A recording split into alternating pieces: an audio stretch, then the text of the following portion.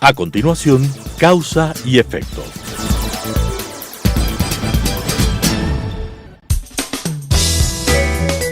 Clasificación B, bajo supervisión de un adulto.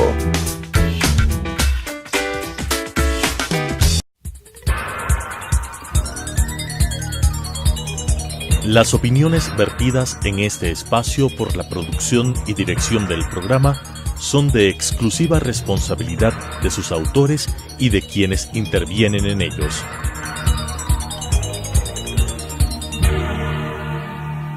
Telesucesos Canal 29 UHF presenta Causa y Efecto. Los efectos en política y economía analizados desde su causa, con la conducción de Diego Ordóñez. Causa y Efecto. Bienvenidos nuevamente a Causa y Efecto, los efectos en la política y en la economía vistos desde las causas.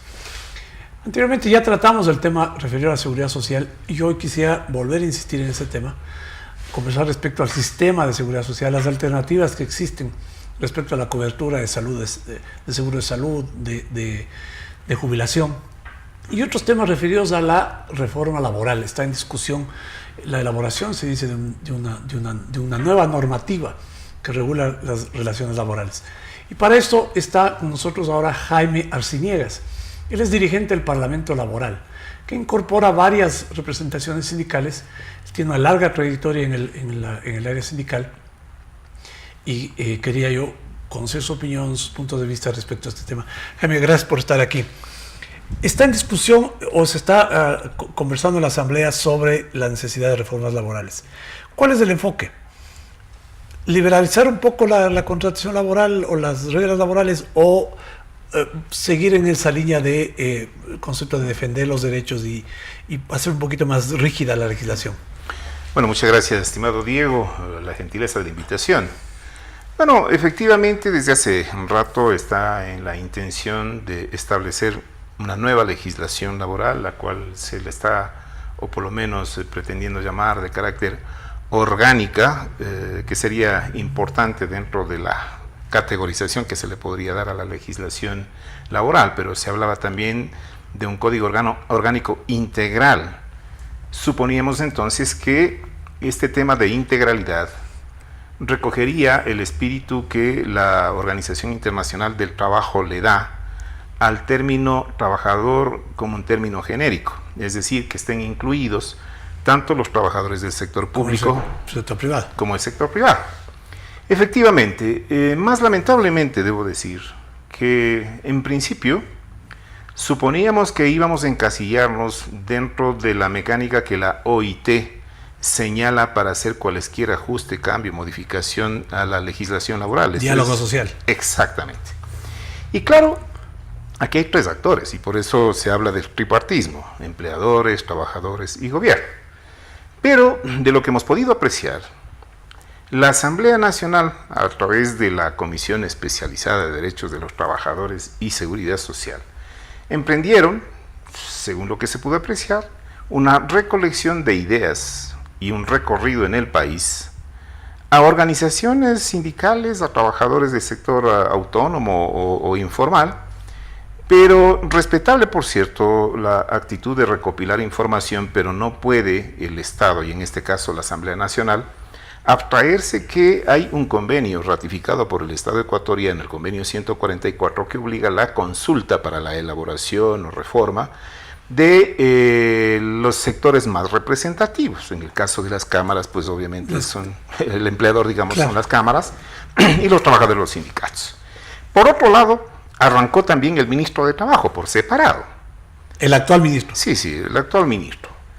Finalmente me parece que se pusieron de acuerdo y dijeron hay que integrar los dos, pero aún integrados el Ejecutivo y el Legislativo, estábamos exentos o fuera los actores principales del diálogo social.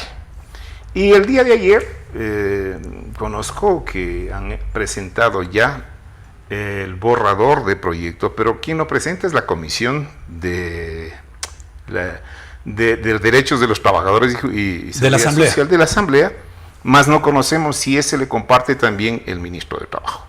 En todo caso, si esos documentos o esas propuestas, siendo un borrador, pasan a conocimiento del grupo tripartito, esto es decir, los trabajadores, empleadores y gobierno, bueno, podríamos utilizarle eso como un insumo. Pero nosotros hemos señalado la necesidad también de que el tema del derecho no nazca solamente para una de las partes, porque el derecho tienen los trabajadores, pero también tienen los empleadores, y quien tiene que regular, controlar y hasta sancionar, de acuerdo con la ley, es el Estado, el gobierno ecuatoriano en este caso. Pero adicionalmente nosotros hemos requerido que haya asistencia de la Organización Internacional del Trabajo respecto del cumplimiento o de la obligación de cumplimiento que tiene el Estado ecuatoriano con los convenios ratificados. Y claro, en la instancia de un diálogo mucho más profundo, en muchos de los casos hasta académicos hemos dicho, deberían participar las universidades, deberían participar los colegios profesionales, porque el tema laboral no implica solamente la relación de alguien que tiene dependencia de un empleador o de un dirigente sindical. Hay trabajadores que no están organizados y por ende también hay que protegerlos. Jaime, tú hablas del diálogo social. En realidad la concepción ha sido de una participación de Estado, trabajadores y empleadores. ¿Por qué meter al Estado? Algún rato comentábamos, ¿por qué no hacer que empleadores a través de las representaciones gremiales y trabajadores a través de las representaciones gremiales no concilien en específico sobre temas que pueden afectar el empleo? Básicamente la preocupación de todos, yo diría, se centra en cómo crear condiciones para generar empleo. Ahí podemos tener una discrepancia en el sentido de que mucho se habla del derecho del trabajo como un derecho. Yo creo en realidad que es una oportunidad, y lo que hay que crear son oportunidades para que haya empleo, y hay que discutir las condiciones de la contratación. ¿Se ha planteado alguna vez una instancia de diálogo bipartito entre trabajadores y empleadores para discutir reformas sobre el tema laboral? No, mira, yo creo que no tenemos diferencias sobre el tema, porque las oportunidades tienen que generarse sobre la base de la inversión. Y obviamente también los trabajadores, en el espacio que tengan de conseguir un empleo, pues automáticamente se establece la relación entre trabajador y empleador. Es que ya este ejercicio te comento que ya lo hicimos antes, estoy hablando hace aproximadamente unos 3 años, con la colaboración de la OIT. ¿Por qué lo hicimos? Porque diálogo social en el gobierno del presidente Correa no existió. No existió.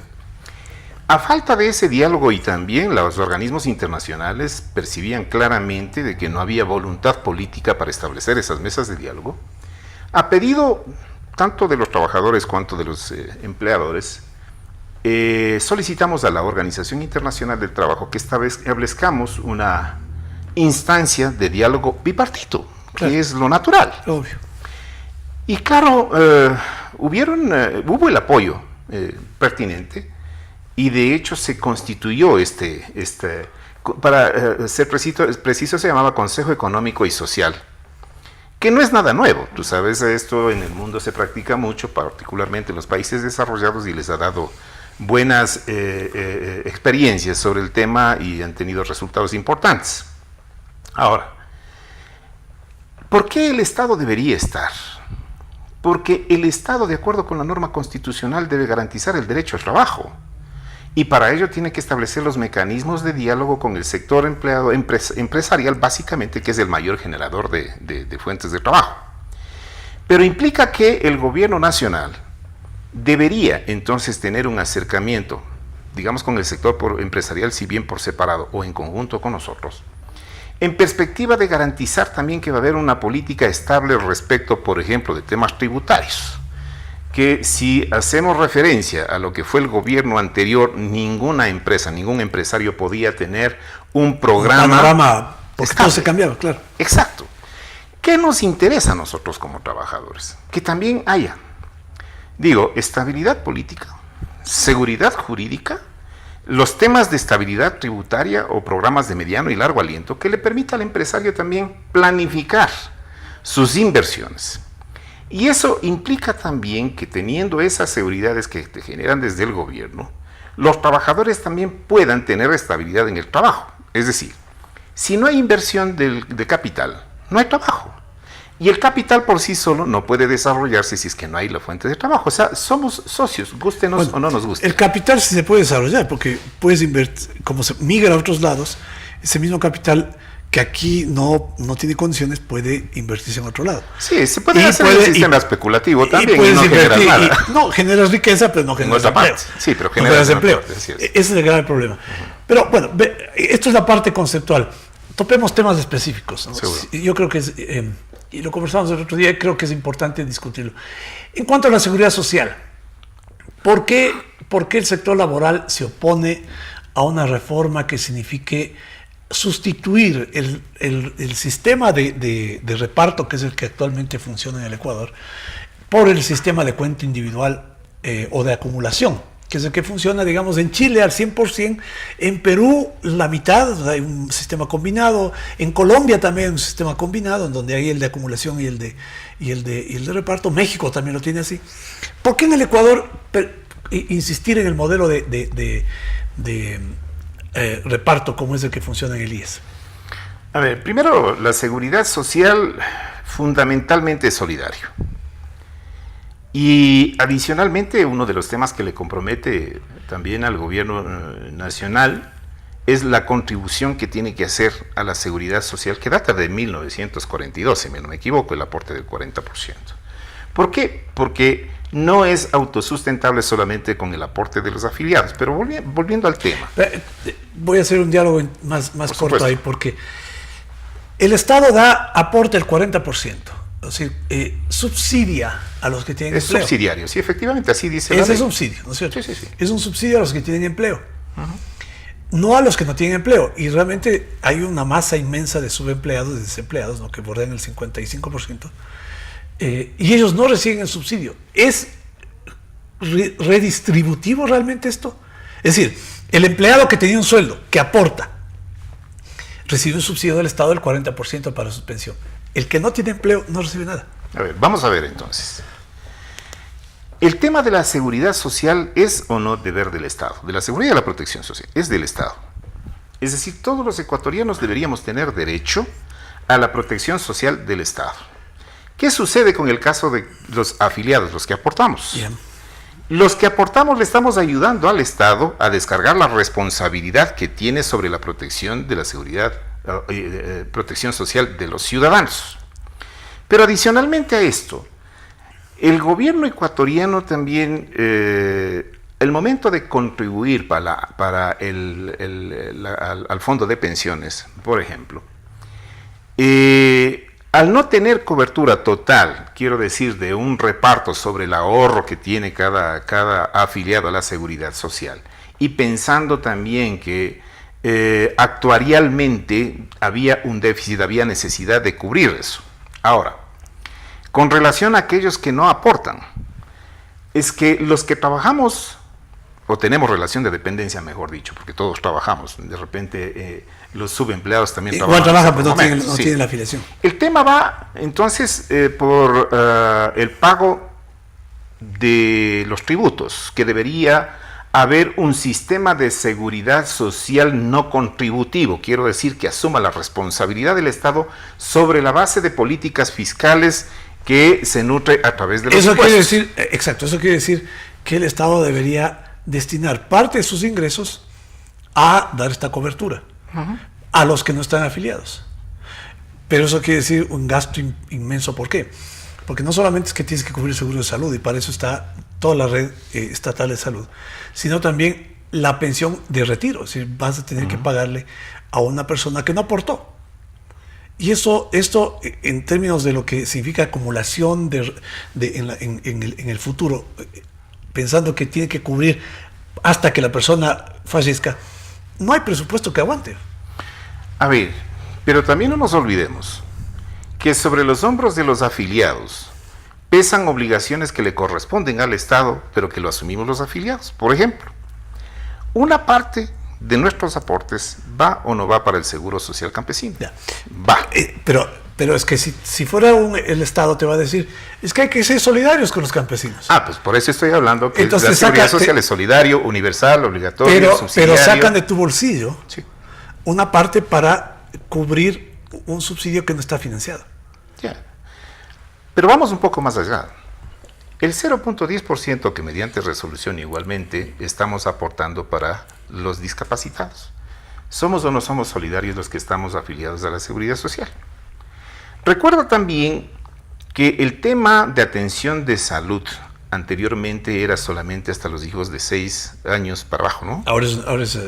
Ahora es 18. Ya. ¿Esa es responsabilidad de quién? del Estado. Del Estado. ¿Y quién le está asumiendo? Los afiliados. Pero a eso me refiero cuando te digo, no deberían preguntarle al afiliado. Porque esta característica que está en la ley de la solidaridad es, digamos, retórica, ¿no? A ti deberían preguntarte como aportante, ¿usted quiere ser solidario? Y para ser solidario le vamos a quitar el porcentaje para los discapacitados, el porcentaje para el Seguro Social Campesino, el porcentaje para las familias que no tienen cobertura y que van a ser cubiertas. ¿No deberían preguntarle a cada aportante si quiere o no ser solidario? No, mira, el tema de la seguridad social, y no solamente aquí, en esencia universalmente es solidario, y por ello el reparto. ¿Por qué? Porque hay, digamos, trabajadores, en términos genéricos, como dice la OIT, que tienen oportunidades, que se han preparado, obviamente, y tienen niveles salariales mayores y hacen un aporte mayor a la seguridad social, porque va en función de su ingreso. Pero también hay trabajadores que, y en su gran mayoría, apenas tienen el piso, que sería el salario básico unificado. Si vamos en función del reparto que se tiene por los años de servicio, más el cálculo que se lo hace de los 5 mejores sueldos de los 5 años últimos, y partiendo también del nivel salarial, habrían pensiones que arrastrarían, y eso por ley, el mínimo que es el salario básico unificado, porque si lo haces un cálculo en función de los porcentajes que dice la ley, ni siquiera recibirían $386, recibirían menos, porque recuerda que al tener 30 años de servicio y 60 de edad, corresponde al 75% del promedio de los 5 últimos años. Pero eso si se retira antes del tiempo de máximo o mínimo de jubilación. Sí, 30 años y 60 de edad. Entonces, ¿qué es lo que sucede? Cuando tenemos estos sistemas que son de reparto y que son solidarios, aquel que gana más tiene que contribuir a los que menos. Porque si tú le das la opción, y si a mí me preguntan, oiga, señor Arciniega, ¿qué le parece si usted decide pagar el impuesto a la renta o no? No, son obligaciones que mediante ley se establecen y fórmulas que son solidarias. Pero el impuesto es distinto al hecho de que yo aporto. Es una obligación, pero también el seguro social. Pero no es impuesto, aporto, ciertamente. Es que realmente termina siendo un impuesto, porque estoy aportando y contra mi aporte no recibo una contraprestación directa. Te decía el otro día, hay estudios que establecen que el aporte que hace un trabajador al seguro social, reflejado en la prima de retiro voluntario, de retiro de jubilar, perdón, es 8 veces menor que la que podría ser si un trabajador decide colocar un fondo de acumulación para retirarse en el futuro. Porque si tú ganas 1,000, tienes un nivel de vida. Si tú ganas 300, tienes un nivel de vida. Lo único que estás logrando con esto es que el que puede tener el nivel de vida acorde al ingreso y debería tener una pensión que le permita mantener más o menos su mismo nivel de vida, termine cayendo al del nivel más bajo. Y eso es regresivo, eso es empobrecedor. Entonces, por eso te decía, ¿conviene o no el sistema de reparto? O eventualmente una combinación, como funcionan en otros países, ¿no? Que tienes un fondo de jubilación de solidario y el otro que es el fondo tuyo. Mira, nosotros particularmente, dadas las experiencias que tenemos y más que nada el universo en el que nos desarrollamos, que son niveles salariales bajos, yo no desconozco, aquellos que ganan más, alguna preparación habrán tenido, una mejor oportunidad habrán tenido también, pero hay otros, y la gran mayoría que no lo son. Ahora, si vamos por el manejo de cuentas individuales, obviamente lo que vamos a tener es un sistema de ahorro como que tuviéramos en cualquier financiera, en un banco, en fin. Claro. Es decir, yo pago más, yo tengo una pensión mayor. Como pagué menos, pues tengo una pensión menor. Pero ahí se distorsiona el espíritu de la solidaridad y del reparto. Y por ello es que todas las leyes de la seguridad social manejan esos sistemas. Yo no discuto que en el caso de Chile tengan esta dualidad, una posibilidad de hacer este aporte directo a la seguridad social y otras a través de las administradoras de fondos de pensiones. El tema está más bien que hay fallas en cuanto a la gestión y a la administración de la seguridad social, porque la rentabilidad que deberían tener los recursos que nosotros depositamos pues obviamente están por debajo de los niveles de requerimiento de una capitalización para mejorar los fondos de pensiones, por ejemplo, y también los servicios de salud y por supuesto el de riesgos de trabajo y por supuesto el seguro social campesino también. Pero el tema es que el Consejo Directivo, ahora directivo, antes del Consejo Superior me parece, ha sido altamente politizado. Claro. Y el tema es que los recursos que son producto del esfuerzo de los afiliados, de los trabajadores de día y de noche, lo que han hecho es una caja chica, que más que chica es una caja grande, porque imagínate la cantidad de recursos que tiene la Seguridad Social, que han servido para cubrir los huecos fiscales por la desadministración gubernamental. Y las obligaciones que tiene por ley de contribuir a la Seguridad Social también han sido motivo de revisiones de la deuda que finalmente han consolidado y pagando la deuda del Estado, pero con los propios recursos de la Seguridad Social. Entonces, es la falta de gestión de administración y un apropiamiento también de la institución para defender la razón de la existencia de la Seguridad Social, que son los afiliados, no son el gobierno.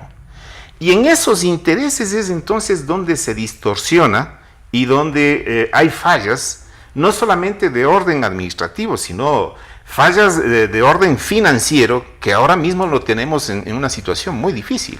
Hay estudios que señalan que del déficit calculado, 5.000 millones corresponden a gasto administrativo.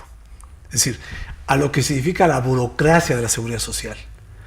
Y esto se ha sostenido, yo diría, por esta incapacidad de la sociedad de buscar alternativas. Porque en un momento de discusión, yo creo que los dirigentes, los trabajadores, toman la posición más radical. No, hay que defender al IES.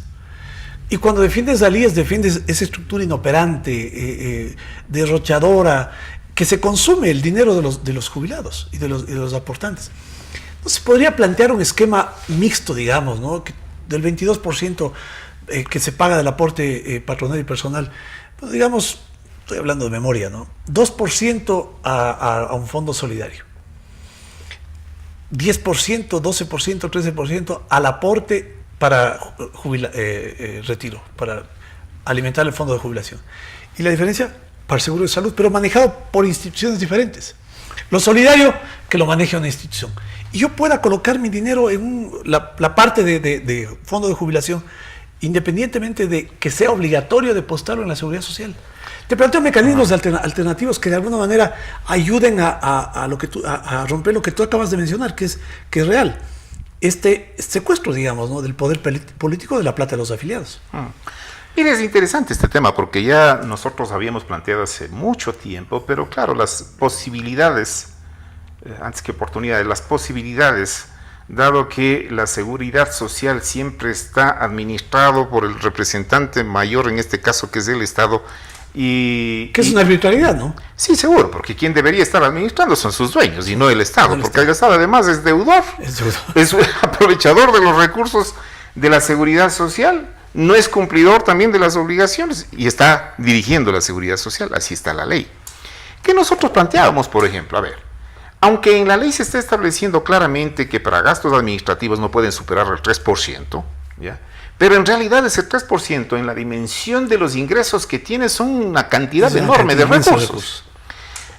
Nosotros hemos señalado, por ejemplo, que se han creado organismos paralelos a la propia estructura de la Seguridad Social y hay alrededor de 16.000 funcionarios en exceso en la Seguridad Social. En eso compartimos plenamente tu visión en el hecho de que una cosa es tener personal del área operativa, quiero decir médicos, enfermeras, que den atención a los afiliados, y otra cosa es crear una burocracia como superintendencias, asesores, consultores y demás. Porque allá aparte tienes la estructura de gestión y la de control.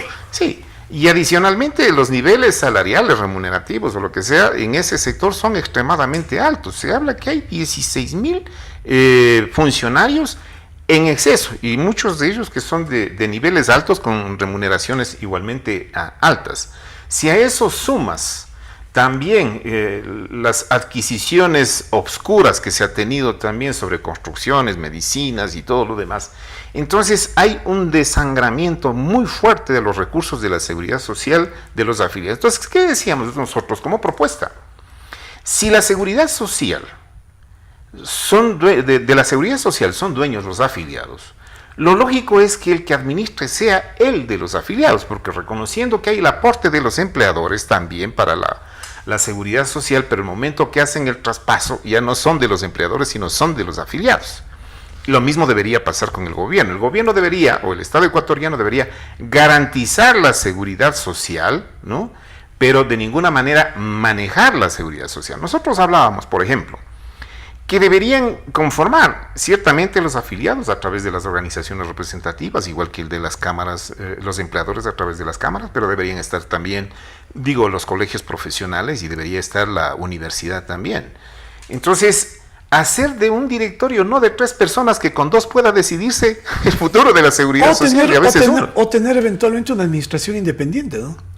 O sea, una administración privada y tienes un directorio que es de empresarios y trabajadores que supervisan lo que hace esta entidad, ¿no? De manera que se garantice la eficacia, ¿no? La eficiencia del... En tanto y cuanto esté dirigido a un control y una gestión de quienes son los dueños de la seguridad. En beneficio de los que son dueños del dinero, ¿no? Por supuesto, o sea, se pueden establecer, pero eso será producto, obviamente, de un diálogo que podamos acordar.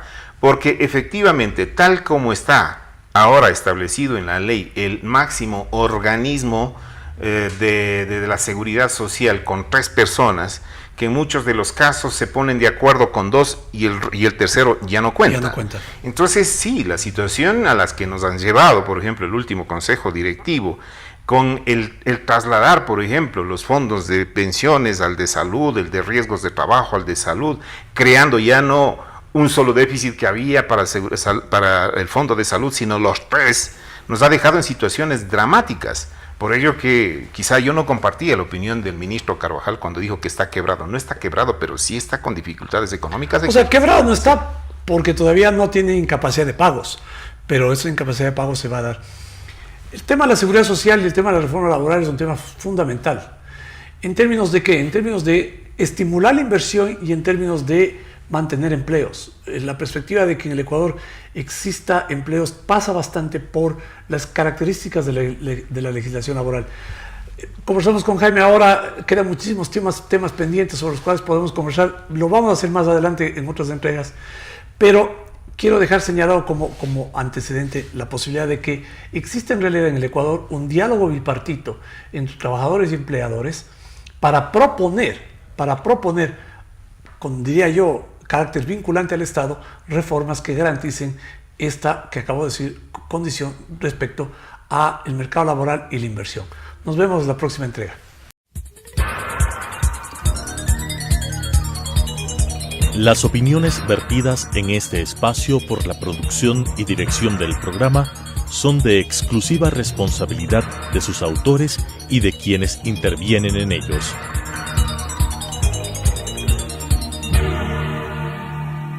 Telesucesos Canal 29 UHF presentó Causa y Efecto. Los efectos en política y economía analizados desde su causa, con la conducción de Diego Ordóñez. Causa y Efecto.